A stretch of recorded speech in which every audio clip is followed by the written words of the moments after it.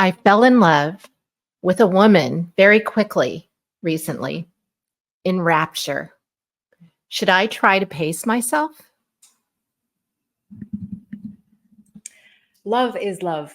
And if you feel deeply, madly in love with someone, you should explore that, because these connections don't come across or come along in a lifetime that often. I mean, we can fall madly in love with people, but when you're really soulfully connected, it's important to dive deep. But yeah, you got to come up for air, and you have to just sort of sit with it and be with it and know that there are stages of love, right? The first stage of love is attraction, and then it's infatuation. Like, the person can do no wrong and you just love everything about them, and you like lose yourself.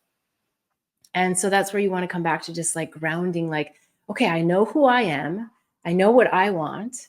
And right now, this person is being a mirror for me to show me that this is what I want to feel about myself, because that's what we are mirrors. So that's what love is. Like, love is actually never outside of us. So if you're in love with someone, they're just helping to reflect to you your own love.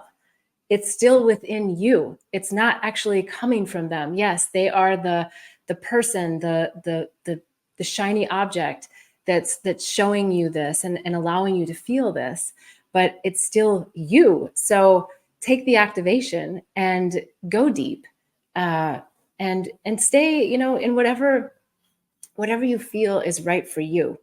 If you feel like it's going too crazy and you just need to take a break, then take a break. But communicate. The most important part is to communicate, like, hey, because usually what happens is you fall madly in love, and then the mind kicks in. So you separate, and then the mind comes in and it goes, oh my God, what about this? What about this? What about this? Wait. And then the heartbreak, like the past heartbreak, comes in, like all the memories that are stored way back in your body at a cellular level come in and go, oh, well, okay, da da da da. So pay attention to patterns of heartbreak, like what's coming forward for you. Don't run from it. A lot of people want to run from it, like, oh, I'm scared, I don't know what to do with myself.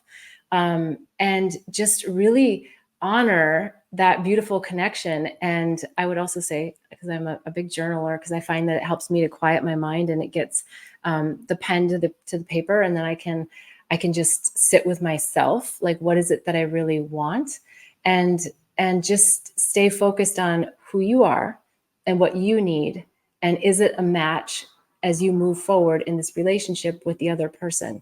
And if at some point something feels misaligned, then you just have the conversation. You say, there's this, and it doesn't quite feel, or, and what you might find when you do that is that it's just something you're making up in your mind, and it's made up because of a fear, or it's made up, because of a past experience that actually has nothing to do with that person. So that's what's so beautiful about relationships. And you've probably heard me say, if you've watched the show before, I love heartbreak. I hate to be in heartbreak, but I actually really love heartbreak, because it helps us break our heart open so much, and that more light can come in. And when we get to that place that we don't fear the heartbreak, then we can just go in and love big and dream big, and not fear what it means to the future. Just be in the moment now and get the lessons and get the wisdom. And if you're meant to be together, you'll be together.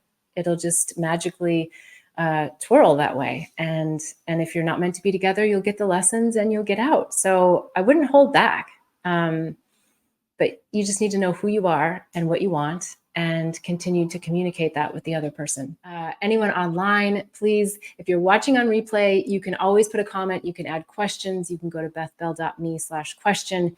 And there's so many other resources on bethbell.me. If you haven't done the State of the Heart assessment, please do. It's so important to know your state of the heart. And there's also the Awakening and Healing Handbook. Lots of tips, tools, techniques, modalities in there to help you with all of your awakening and spiritual growth. There's also the Psychedelics Resource Guide, which is a beautiful way to really dip into psychedelics and understand a little bit more about them.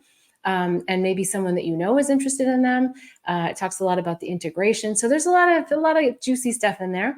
And then there's also the Herpes Handbook, which I love talking about herpes. I can't believe I'm saying that, but I'll say it every week, that it's a virus of the mind. We need to release this.